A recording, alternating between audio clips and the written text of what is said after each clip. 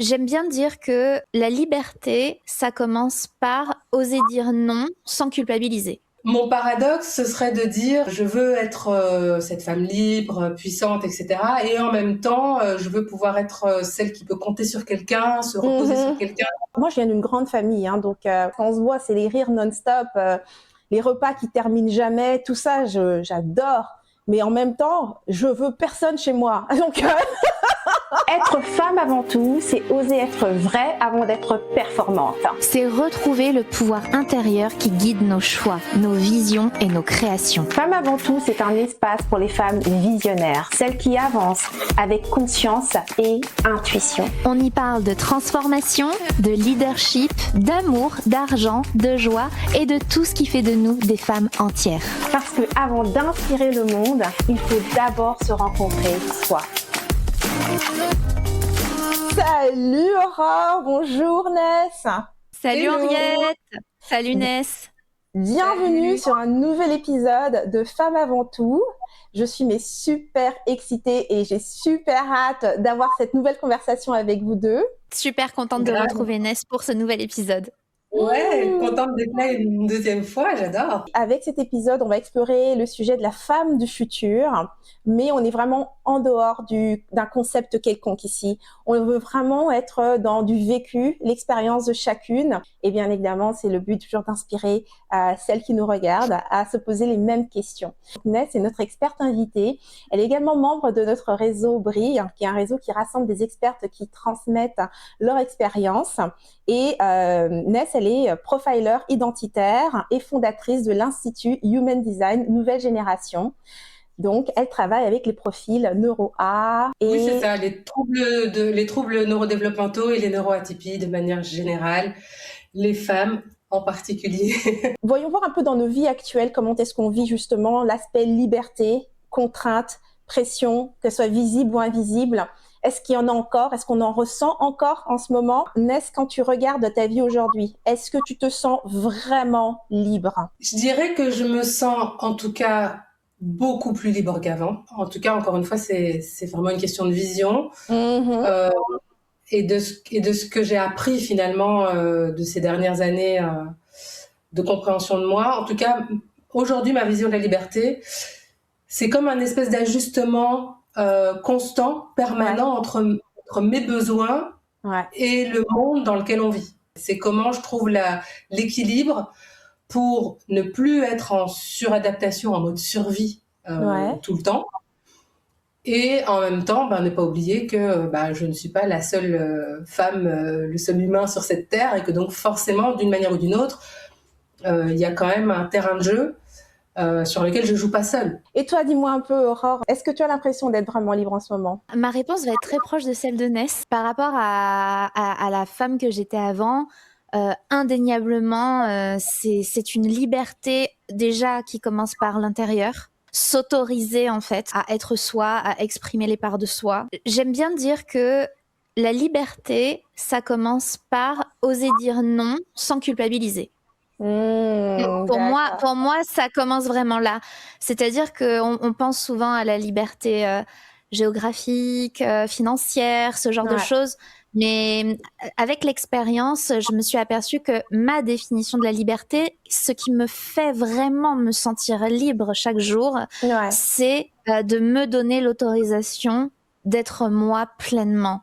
Ça me rappelle une citation d'un maître spirituel que j'adore, qui est Osho, qui disait « La liberté, c'est de pouvoir dire oui quand tu penses oui, dire non quand tu penses non, et te taire quand tu n'as rien à dire. » J'adore. J'adore. Et c'est marrant parce que ça me fait aussi penser à quelque chose dont on parle beaucoup avec le Human Design.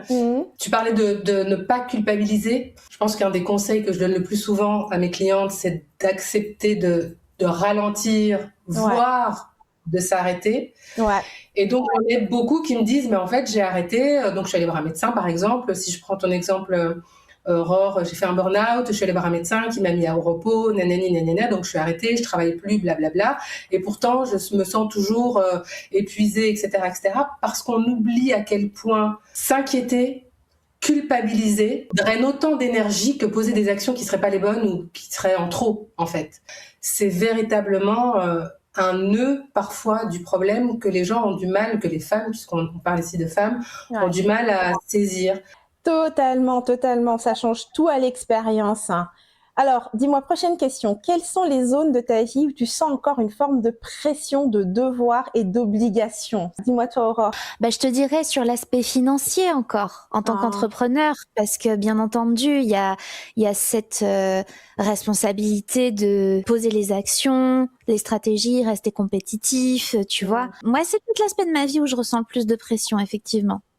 Intéressant. Et toi, Ness, est-ce qu'il y a des zones encore où tu sens justement encore cette pression, le devoir, l'obligation? Alors j'ai une pression en tant que maman, par exemple, qui évolue avec le temps, parce que c'est pas du tout la même pression que quand il avait 2 ans. Hein. Aujourd'hui, il a 19 ans, autant dire que bon, il vit sa vie, quoi, très clairement. Mais c'est vrai que j'ai une pression en tant que maman et en tant que fille de. C'est-à-dire que je pense que la personne sur cette terre qui me met le plus la pression, et elle ne le fait pas exprès, c'est ma mère. Vraiment. C'est-à-dire qu'aujourd'hui, avec le Human Design, je sais, on n'a pas du tout le même fonctionnement, etc. Donc, il y a plein de choses que je comprends. Mais c'est marrant parce qu'à 50 ans, je me demande encore ce que ma mère pourrait penser d'un truc que je vais faire, quoi. Ouais. Alors aujourd'hui, je sais que je peux passer au-dessus et je fonctionne plus du tout par rapport aux attentes de ma maman. Mais il y a le petit truc, quoi. Exactement. J'adore ce que vous avez dit toutes les deux. Tu sais, moi, au niveau de la pression, moi, je te dirais que l'endroit, c'est vraiment dans la relation. Alors, au niveau de la famille, effectivement, alors c'est marrant parce que, tu sais, moi, je vis vraiment très loin de ma famille de manière générale. Donc, de ma vie tous les jours, c'est pas si présent. Mais quand je suis en voyage, tu sais, quand je les vois, c'est marrant parce que c'est là que je ressens vraiment tout ce que j'ai pu ressentir quand j'étais adolescente ou quoi que ce soit. Tout est là. C'est les rôles, l'identité de la gamine adolescente, elle est toujours là. Mais ce qui est marrant, c'est que je suis très consciente, toi, et j'essaie pas de le combattre en fait. C'est juste la vie. Je veux dire, pour le temps que je suis là, ça sera comme ça. Mais par contre, tu vois, je dirais que la différence, c'est qu'avant, cette pression que je pouvais ressentir, je l'associe à eux, en fait, tu vois. Et donc, après, je pouvais leur en vouloir et des trucs comme ça. Maintenant, non, j'associe plus cette pression aux membres de ma famille. Je sais que c'est une dynamique, on a grandi comme ça et que quelque part, tu sais, il y a une partie de moi qui apprécie ça parce que même si c'est pas agréable sur le moment, c'est ça. Être frère et sœur, c'est ça mes liens. J'ai une chance incroyable d'avoir une famille, d'avoir des frères et sœurs. Donc, tout ce qui reste, en fait, sur le moment, c'est désagréable. Et quand je reviens, c'est comme je reviens à la maison. Mais après, c'est tous ces souvenirs, c'est tout ce qui reste, c'est les contacts, c'est les rires.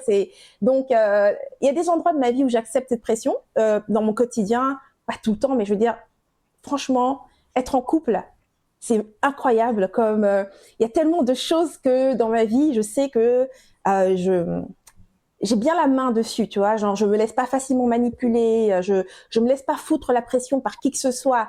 Mais j'ai vraiment découvert quand je me suis retrouvée en couple que c'est comme si tout ce que j'avais tellement bien travaillé, poubelle. Toutes les peurs, la peur du rejet, la peur de mal faire, le désir de être la personne que je pense qu'il veut être, confronté à toutes ces choses-là. Par contre, même si cette pression est là, je vois ça comme un espace dans lequel je continue de grandir. Je me dis, j'ai une chance incroyable d'être avec un partenaire qui lui aussi est très intéressé par l'idée de grandir, où on peut se dire des choses vraies et puis traverser nos insécurités l'un face à l'autre et puis grandir de ça, tu vois. Donc, mais oui, moi, clairement, l'aspect relation dans mon couple, c'est là que j'ai la plus grosse part, je dirais, de pression et toutes les insécurités de ma vie sont là.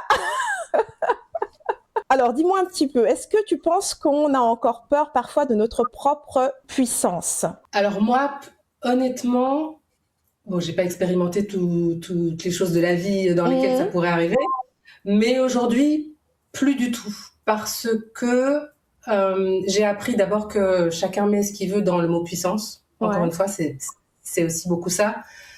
Et que je n'associe plus la puissance à la performance, par exemple, tu vois. j'associe plutôt la puissance à l'incarnation juste de qui je suis, en fait. Au moment où je suis au plus près de qui je suis, je suis en pleine puissance parce que je suis forcément au bon endroit au bon moment, je suis là pour délivrer les bonnes choses aux bonnes personnes. Et si je ne suis pas là, c'est que je n'ai pas à y être. Dans mon design, c'est une thématique. C'est-à-dire que je suis un des types les plus puissants en termes énergétiques. J'ai appris à vivre avec, j'ai appris que c'était OK. J'ai appris que c'était OK d'aller vite quand d'autres vont pas aussi vite. J'ai appris que c'était OK de pivoter, de pas forcément toujours suivre un chemin linéaire parce que je suis pas du tout faite pour ça et tant pis pour ça défrise. Ma puissance avec tout ce que moi j'y mets dedans, c'est-à-dire être moi, je dirais pas à 100% parce que encore une fois, je vis dans un terrain de jeu dans lequel je suis pas seule, mais en tout cas, plus je me rapproche de moi, plus je suis puissante. Et donc, ça me fait pas peur. Excellent. Donc, on voit que aujourd'hui, tu es à l'aise avec ta puissance et surtout, tu comprends c'est quoi ce pouvoir que tu as. Et toi, Aurore, comment tu te sens par rapport à ton pouvoir? Est-ce qu'il y a encore des moments où tu en as peur? Je pense pas avoir peur de mon pouvoir, mais quand je m'observe et quand je vois mes mécanismes d'auto-sabotage, je pense qu'il y a quelque chose de l'ordre de j'ai peur des conséquences du déploiement de ce pouvoir. Tu vois, c'est peut-être plus de l'ordre de la réaction des gens, de mes proches. Tu vois, il y a peut-être quelque chose de cet ordre-là. Quand je la visualise, je suis enthousiaste, je l'accueille, tu vois. Mais il y a indéniablement un bénéfice secondaire à ne pas la déployer que je suis encore en train de creuser. Mais tu sais, je me suis toujours sentie à quelques pourcents seulement de ce que je peux faire. Tu vois, 10%, allez, à certains moments de ma vie, 30%. Et c'est vraiment un chemin, tu vois, de déployer cette puissance. Et on n'est pas, comme tu le disais très justement, il n'y a pas de course à la performance, il n'y a pas à valoriser d'être plus performante qu'une autre ou quoi que ce soit. Mais tu sais, c'est comme un appel à l'intérieur de toi. Tu te sens appelé à déployer ce potentiel. Totalement. Et à un moment donné, j'ai juste arrêté de juger ça. Je me suis dit, écoute, c'est là, tu as besoin de le déployer, arrête de juger ce besoin, c'est pas mégalomaniaque ou je sais pas quoi. Accepte-le, c'est là, et donc ça va forcément amener des choses positives. Mais je suis encore en chemin. Non, je comprends ce que tu veux dire. Tu sais, moi aussi, par rapport à ce pouvoir, mon défi à moi, c'est les relations. Et quand on parle des relations, les gens qui sont pas particulièrement proches, ça va quoi. J'ai un caractère fort, donc ça c'est pas un problème. C'est plutôt, je dirais, toujours dans les zones très intimes. C'est marrant, j'avais réalisé ça en lisant le livre de, je sais plus comment, c'est quoi son prénom, mais son nom de famille c'est Hendrix, qui a écrit de Big. Alors, en français, ça a été traduit le grand saut ou le grand bond plutôt. Il parlait des upper limits, les limites, tu sais, inconscientes qu'on met, tu vois. J'ai adoré ce livre. Il y avait un moment où il parlait justement de, par exemple, la peur de faire de l'ombre. Et sans me rendre compte, il y avait vraiment une chose que j'avais vraiment par rapport à ça, c'était la peur de faire de l'ombre. Même dans ma relation, tu sais, que tu le veuilles ou pas, on est très influencé. Enfin, moi, je sais que je suis très influencée quand même par les rôles de société, même si je cherche à m'en défaire, même si je suis pas spécialement alignée. Mais je te dirais, dans les rôles plus traditionnels dans un couple, j'ai été élevée d'une certaine façon et ça, tu me le sors pas juste comme ça, tu vois. Et c'est vraiment comme si, par exemple, dans ma relation, affirmer mon pouvoir, c'est faire de l'ombre à mon mari. Et je le sais parce que quand je suis en colère et que j'en ai plus rien à foutre, là, je le déploie. Et là, je vois et je me dis, c'est tout ça que je retenais, mais je m'en rendais même pas compte, tu vois, jusqu'à ce que j'ai atteint le niveau où j'en ai, et je me suis fâchée, que là, d'un seul coup, j'ose l'exprimer dans sa totalité. Je réalise à quel point je suis, mais je me dis, mais c'est fou tout ce que je réduis, parce que ce qui sort de moi dans ces moments où j'ose affirmer la totalité de ce que je cherche à être, je passe mon temps dans ma relation, je sais que c'est vraiment l'endroit où mon pouvoir, je le réduis. Là où j'arrive vraiment à l'exprimer très très bien, avec beaucoup moins de retenue, je dirais, c'est vraiment par rapport dans mon travail. Ça, j'ai remarqué que c'est un lieu d'expression où j'arrive vraiment à canaliser ce pouvoir sans limite. Ouais, je te rejoins là-dessus. C'est vrai que je te rejoins sur cette idée de me sentir très à l'aise avec ma puissance dans le cadre de mon job, au-delà de toutes les autres sphères de ma vie. Ouais. Clairement. Alors, mais dis-moi un peu, si tu devais nommer un paradoxe que tu vis en tant que femme moderne, ce serait lequel? Dans la projection qu'on fait de la femme moderne, Ouais. Et donc avec tout ce qu'on vient de se dire, la puissance, etc., du coup, j'ai un peu l'impression que comme ça implique que cette femme soit peut-être plus dure, en tout cas autosuffisante en permanence, etc. Mon paradoxe, ce serait de dire je veux être cette femme libre, puissante, etc. Et en même temps, je veux pouvoir être celle qui peut compter sur quelqu'un, se reposer sur quelqu'un, tu vois, quand c'est nécessaire, quand c'est nécessaire, c'est moi qui dis, quoi. Yes, je te rejoins totalement dans ça, là. Complet. Toi, Aurore, est-ce que ça te parle ou bien t'as un autre paradoxe à l'intérieur? Oui, il y a un paradoxe qui me vient, c'est que moi je vis vraiment dans ce paradoxe où à la fois j'adore Internet, j'adore l'informatique, j'adore les outils de création dont on dispose aujourd'hui. Moi je passe, et j'ai pas honte de le dire, je passe énormément de temps devant les écrans. Ouais. Vraiment. Et en même temps, je suis assoiffée de nature. Et je ne peux pas passer une journée sans ne serait-ce que me mettre sur ma terrasse pour sentir l'air et le soleil s'il est là. J'habite près de la mer et vraiment j'ai ce besoin de me connecter à la nature qui est ultra puissant. Donc le paradoxe, je dirais, qui se situe là pour moi, c'est que d'un côté, il y a un monde virtuel qui me fascine et qui me nourrit et dont j'ai besoin. Mais il y a aussi la nature, tu vois, la terre, la matière, là, tu vois, qui est tout aussi grisante et énergisante pour moi. Tellement de connexions qui se font dans ma tête sur j'ai tellement envie de voir leur design. De voir un peu certaines choses. Je l'ai, ma charte, je te l'envoie après si tu veux. Ouais, bien. C'est génial. Dans ce que vous dites, des choses qui allument à mon avis. Ouais. Moi, il y a un paradoxe aussi qui est en lien beaucoup avec mon côté, tu sais, paix d'esprit et besoin aussi de réaliser des choses grandes, en fait, tout simplement. On parlait justement de pouvoir. Mon pouvoir m'appelle à vouloir créer quelque chose. Je sais pas. Quelque chose, tu sais, pas je sais pas, je sais. Quelque chose qui s'inscrit vraiment dans la société, quelque chose qui change la société. C'est quelque chose que j'ai fort en moi.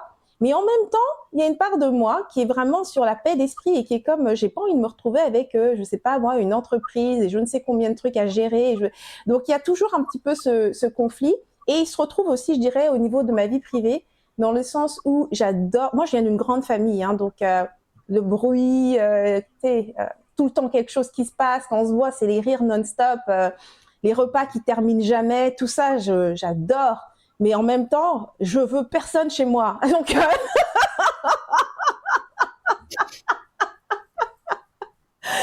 je suis dans ce paradoxe. La femme moderne, tu sais, l'idée d'avoir, tu sais, comment dire, d'être entourée de personnes qui m'aident dans les tâches ménagères et ce genre de choses, mais aussi en même temps, j'aime faire ma lessive, j'aime plier mes vêtements, c'est un moment qui me relaxe.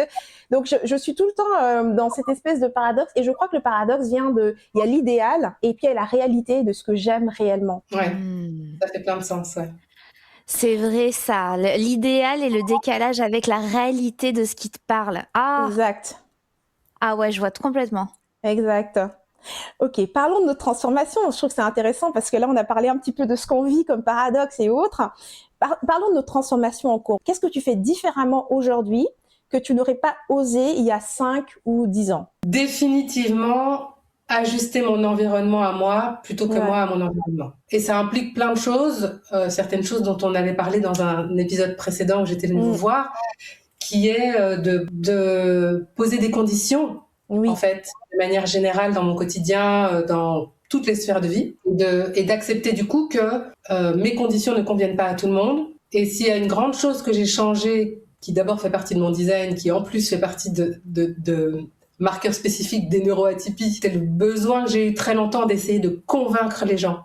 Convaincre que j'avais raison, ou convaincre que ma manière de faire est la bonne, ou convaincre valide. Ouais.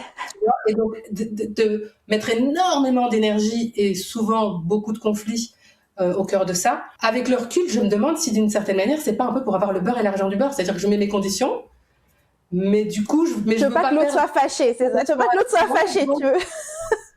Tu vois, je veux que ce soit à mes conditions, mais que tout le monde soit d'accord avec mes conditions, en fait. C'est ça.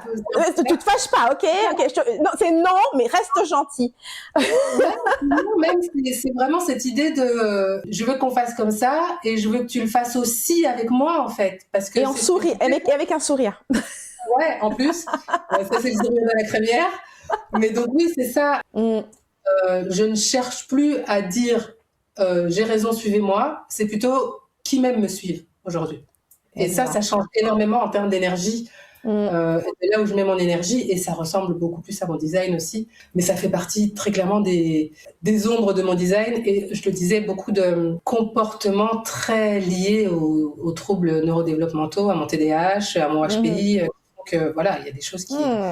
Pour moi, c'est la logique. Et puis dans mon design, j'ai vraiment des marqueurs de contrôle. Ouais. Qui font que j'ai tendance à vouloir avoir le contrôle sur moi et sur les gens.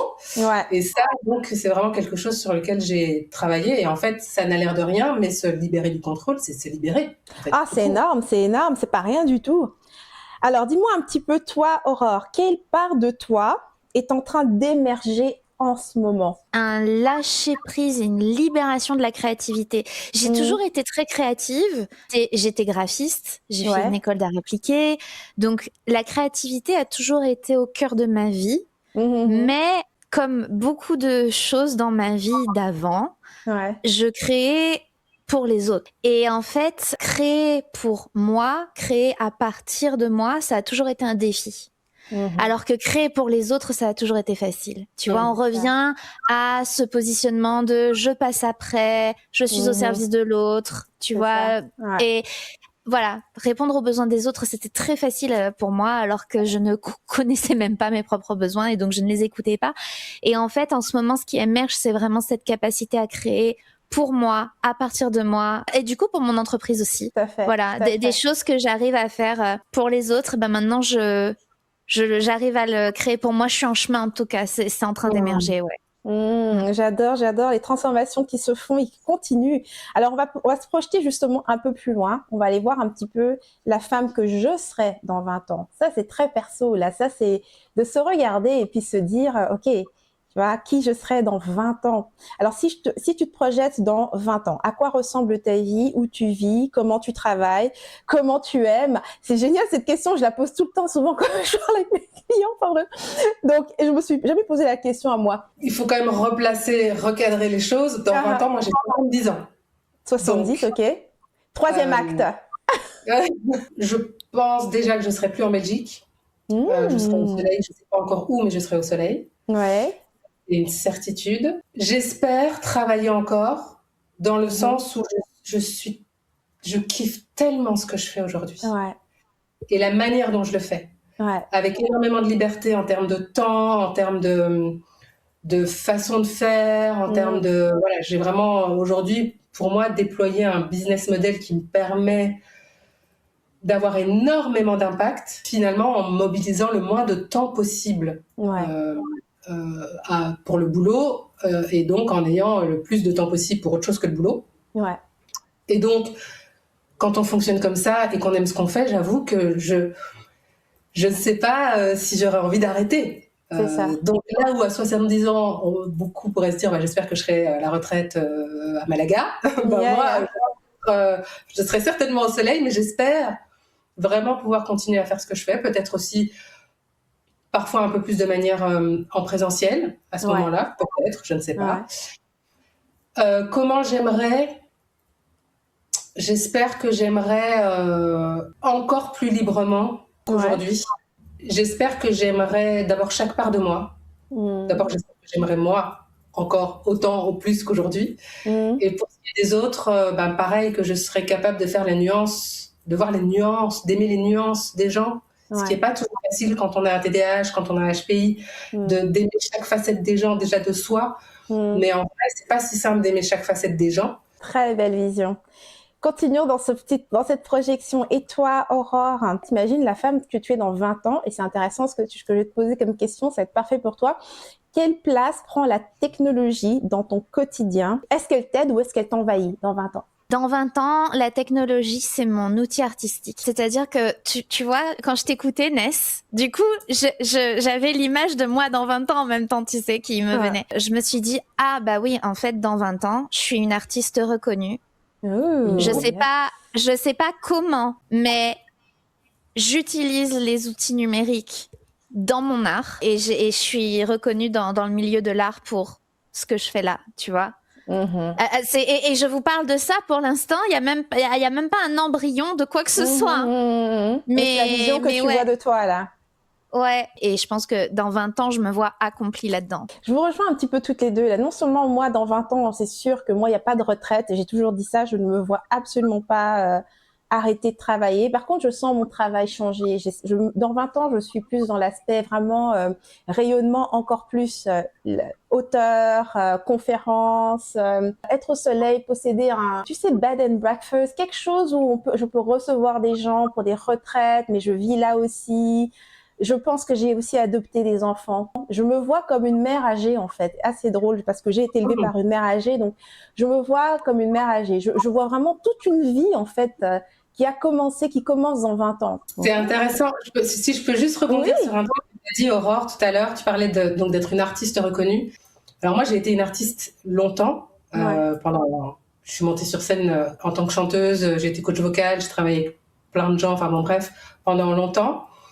Je me suis rendu compte qu'aujourd'hui, j'avais envie d'être la petite souris qui parle à l'oreille des artistes pour qu'ils apprennent à se déployer dans leur art, mais sans s'épuiser, sans se suradapter. J'adore cette vision, Ness, elle est magnifique.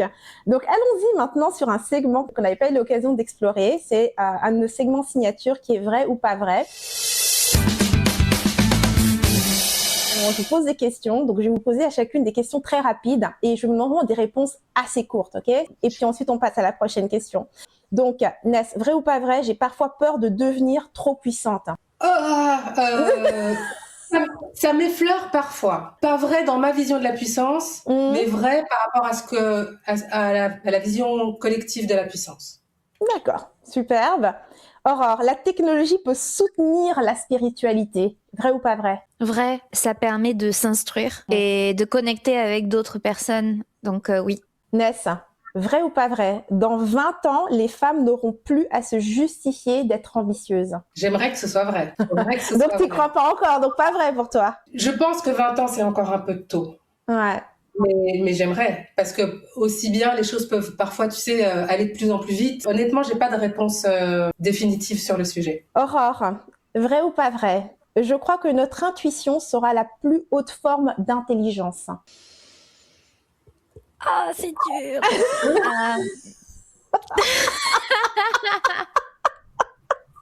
Est-ce que l'intuition est une forme d'intelligence? On va dire vrai. Vrai? Ouais, on va dire vrai. Moi, je suis totalement oui, moi. Totalement oui. Toi, tu penses 100% vrai pour toi? Ouais, l'intuition et la sensibilité, je pense que c'est nos prochains game changers. J'adore. Dernière question. Je me sens déjà en train de devenir cette femme du futur. Toutes les deux, vrai ou pas vrai? Oui, 100%. 100% pour toi, ouais. Et toi, Aurore? Ouais, et toi, Henriette? Totalement. Je sens qu'en plus, je trouve que les choses en ce moment ont tellement accéléré. Et c'est sûr que la technologie joue vraiment un grand jeu là-dedans. Le fait que maintenant, nous avons un regard, on peut voir le monde, tu vois, avec Internet, on voit ce qui se passe chez les autres, les histoires qu'on se racontait. Et surtout, tu sais, chaque pays, le rôle des femmes n'est pas le même partout, tu vois. Et donc, on découvre comme ça, grâce à la technologie, comment d'autres femmes vivent, ce à quoi elles ont accès. Donc, notre conscience collective est en train d'évoluer à une vitesse, je pense que jamais ça a évolué aussi rapidement. Donc oui, je sais que moi, j'ai accès à la pensée de tellement de personnes, ce qui peut aussi des fois créer un peu de confusion, mais je pourrais jamais dire qu'il y a quoi que ce soit de négatif pour moi. Je sais qu'on parle de plein de choses négatives liées à la technologie, mais dans mon expérience, le niveau de liberté que j'ai aujourd'hui, c'est grâce à la technologie. J'ai trouvé mes mentors les plus influents grâce à la technologie. Pour revenir à ce que tu disais, est-ce qu'elle soutient la spiritualité ou de manière générale, est-ce qu'elle est positive ou négative par rapport à ce que tu dis? Je pense que c'est comme tout, ça dépend de comment on s'en sert, entre les mains de qui elle se trouve. Si elle soutient la conscience, si elle soutient le lien, si elle soutient le vivant, c'est génial. À partir du moment où elle devient une fuite hors du corps ou du ressenti, c'est sûr. C'est plus difficile. Et ça va dépendre aussi de nous, de comment de chacun. On évolue nous. Et donc, mais moi aussi, elle n'a jusqu'à aujourd'hui eu que des bénéfices incroyables. C'est ça. Et comme tu disais, ne serait-ce que travailler avec des gens aux quatre coins du monde, en fait. Exactement. C'est incroyable. Non, franchement, c'est pour ça que vraiment, oui, je me sens déjà être en train de devenir cette femme du futur. Ok. Allons-y avec notre dernier segment qui est bas les masques. Donc ici, normalement, on va découvrir quelque chose de surprenant sur chacune de nous. Et quelle est la chose la plus inattendue que tu rêves encore de vivre, même dans 20 ans? Alors C'est vraiment ce dont on parlait tout à l'heure, c'est-à-dire devenir, si je devais mettre des mots simples dessus, un peu la coach des stars. Ah ouais. Par rapport à ce que je fais moi, je veux dire. Tout à fait, tout à fait. La personne qui va amener une autre façon de vivre le être soi et les neuroatypies chez ces stars qui ont des standings à tenir, des règles, des machins, des trucs. On croit toujours que le monde artistique, c'est freestyle, mais en réalité, ça ne sont que des règles, et des il faut et des tu dois. Ouais. Donc, la coach des stars, pour mettre des mots très simples dessus, mais vraiment pour les amener à mieux se connaître, mieux se comprendre et développer leur potentiel artistique et humain fois 1000, quoi. Et toi, Aurore, quelle est la chose que tu rêves, enfin une chose inattendue, que tu rêves encore de vivre, même dans 20 ans? Ça fera écho aux personnes qui auront écouté l'épisode qu'on avait fait dans la saison 1 sur la spiritualité. Je rêve de faire des enquêtes paranormales. Tu vois, où vraiment tu vas avec du matériel dans des lieux réputés hantés, essayer de capter des choses, de capter des messages, des choses. Et alors ça, je te le garantis, Henriette, tu le sais, parce que moi, le paranormal, c'est quelque chose qui fait partie de ma culture depuis que je suis toute petite. Je sais que dans 20 ans, dans 30 ans, dans 40 ans, c'est encore quelque chose ça fera partie de moi. Et vraiment, dans une autre vie, je pense que je serais, tu sais, une youtubeuse là qui fait des enquêtes de chasse aux fantômes et tout. Mais vraiment, c'est un rêve de gosse. Ouais. Vraiment. Et ouais. Ah ouais, j'espère que j'en aurais fait même plusieurs des enquêtes paranormales d'ici 20 ans, tu vois. Waouh. Ok, ça c'est vraiment très intéressant. Ok, alors moi, la chose inattendue que je rêve encore de vivre, même dans 20 ans, je crois que ça c'est vraiment, si on va, j'ai vraiment dans ce fantasme où je m'imagine, je pourrais jamais m'enlever ça de la tête. Vous allez rire, mais j'en ai parlé dans l'épisode, je crois que je sais plus, c'était l'épisode, non, c'était pas sur la spiritualité, mais j'ai déjà mentionné ce truc-là. Je vous dis, moi, la première chose qui m'a fait arriver sur ce chemin, c'était comme une vision, c'est que je veux être un gourou. Et je crois que ce truc, je n'ai pas encore, tu sais, j'ai toujours été attirée par les chemins d'expertise et tout ce qui s'ensuit et tout ça. Mais quand je dis gourou, ça peut être, tu sais, une Oprah, du type Oprah, tu sais, qui amène une vision, quelque chose qui change la perspective du monde par rapport à quelque chose. Mais moi, il y a des gourous comme Osho, Isha, des personnes qui apportent une vision, mais je parle pas juste qu'elles apportent une vision. Ensuite, elles créent ce monde, tu vois, et moi, ça a toujours, je le dirais toujours quand je dis créer la vie, je parle vraiment de créer un monde. Je suis fascinée par l'idée de créer un monde. pas un business, pas un produit, un monde, tu sais. Finalement, tu sais ce que tu retrouverais dans un pays. Voilà. Bam! J'ai vraiment une fascination et un intérêt total pour l'idée de créer un monde avec une identité, une structure, une société entière, tu vois. Waouh!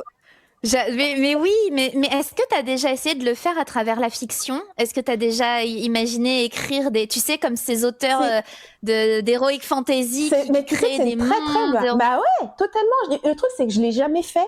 Quand j'étais toute jeune, j'étais une fan de Stephen King et j'en lisais plein et j'adorais comment il décrivait justement ces univers et j'ai essayé d'écrire, je me souviens, je m'étais lancée et tout, puis j'ai fait lire à un de mes frères, il avait fait, bah, c'est pas très bon. Et depuis, j'avais plus jamais réessayé.